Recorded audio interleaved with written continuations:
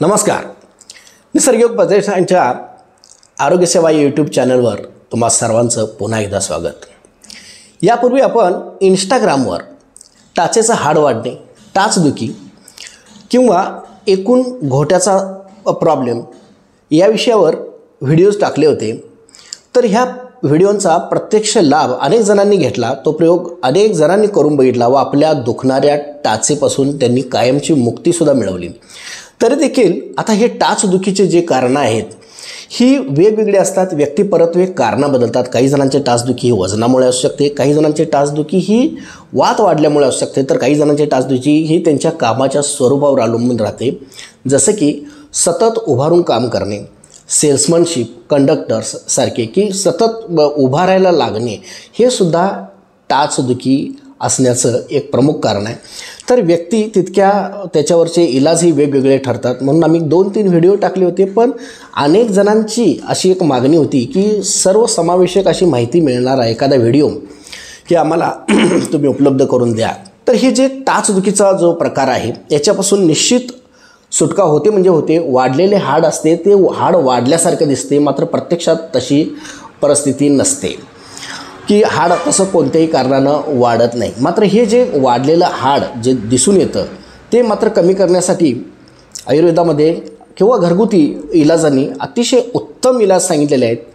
तर त्यातला पहिला इलाज म्हणजे की तुमचे ज्या पायाची टाच दुखते तो पाय गरम पाण्यामध्ये सोसेल इतक्या गरम पाण्यामध्ये बुडवायचा आहे. मात्र त्यापूर्वी त्या पाण्यामध्ये एक मूठभर सैंधव मीठ, 2 बारीक केलेल्या डांबर गोळ्या व साधारणतः 5 ग्रॅम बारीक केलेला भीमसेनी कापूर हे चांगलं मिश्रण अगोदरच करून ठेवायचं आहे. आणि त्यामध्ये तुमचा पाय एक 10 मिनटं बुडवून ठेवायचा आहे.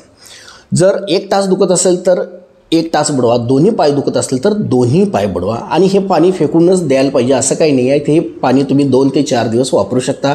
2 दिवसामध्ये सुद्धा अनेक जणांची ह्या दुखणाऱ्या टाचेपासून सुटका झालेली आहे म्हणजे झालेली आहे.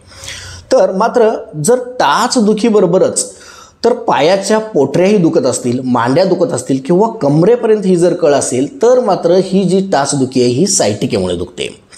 तर ह्या सायटिकेमुळे जी टाचदुखी उद्भवत असते वारंवार, त्याला ह्या प्रयोगानं थोडा आराम मिळतो. मात्र दुसरा एक प्रयोग आहे त्याने ह्याच्यापासून 100% सुटका होते. 10 पारिजातकाची पानं घ्यायची. ही जातकाची पाने चांगली उकडायचे, धुवून घ्यायचे आणि उकडलेल्या पानाचा एक गोळा करायचा आहे. हा गोळा साधारणतः चमच्यावर होईल. त्याच्यामध्ये 1 डाळी एवढं भाजलेला हिंग टाकायचा आहे आणि हे मिश्रण सकाळी रिकाम्या पोटी तुम्ही घ्यायचं आहे. असं तुम्ही सतत 3 ते 4 दिवस करा. तुमची टाचदुखीपासून जर कंबरदुखीपर्यंतचा जर प्रॉब्लेम असेल तर हा प्रॉब्लेम तुमचा 3 ते 4 दिवसामध्ये निश्चित थांबतो म्हणजे थांबतो. तर इतकं काही करूनसुद्धा काही जणांना वेळ नसतो किंवा अनेक प्रयोग करूनसुद्धा त्यांची टाचदुखी बरी झालेली नाही. त्यांच्यासाठी एक मॅग्नेटिक बेल्ट टाचेचा मिळतो. हा मॅग्नेटिक बेल्ट तुम्ही टाचेला झोपतेवेळी बांधून जरी ठेवला तरी चालतं. नाहीतर ज्यावेळी दिवसभरात तुम्हाला वेळ असेल त्यावेळी एक 10-10 मिनटं बांधून ठेवा. अनेक जणांनी ह्या मॅग्नेटिक बेल्टचा वापर करून आपली दुखणारी टाच ही नेहमीसाठी दुखणं त्याचं बंद केलेलं आहे.